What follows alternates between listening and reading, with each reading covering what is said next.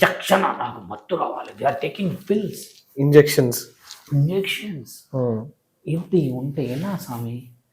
బాగా మా అమ్మతో, మా ఇంట్లో నా భార్యతో, వీళ్ళందరితో చెప్తూ ఉంటా ఒకప్పుడు సిచ్యువేషన్స్ ఎలా ఉంటుండే అని. నాటు పనిలే స్వామి ఒకప్పుడు. అవును. సిమెంటే, ఆ ఇటుకల పనే, ఆ వ్యవసాయం పనే.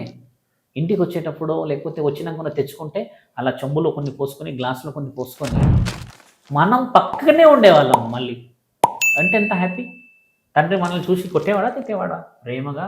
అందులో రూపాయి ఆట అన్నప్పుడు 5 పైసలు 10 పైసలే మా బతుకులకి. అవి ఇస్తే ఓ ఆనందంగా ఉరుకులాట వచ్చి ఇంట్లో చేరితే 7-7:30 వరకే తలుపులు కూడా మూసేవాళ్ళమే. 12 అవుతుంది మహానుభావులు ఇంకా మూతలు పెట్టిట్లే.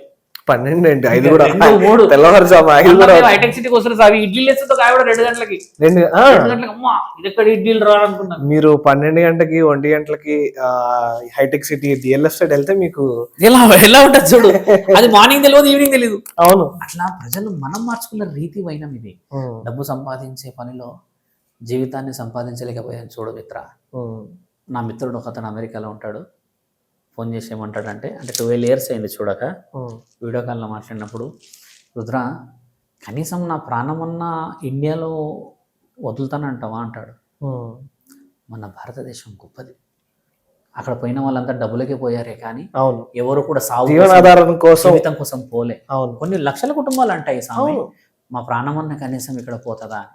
మన భూమి ఎంత గుర్తు చేస్తుంది చూసావా?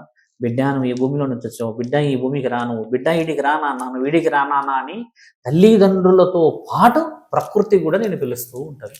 అంత గొప్ప భూమిలో పుట్టినందుకు మనం నిజమైన గొప్ప జీవితాన్ని అనుభవించాలి.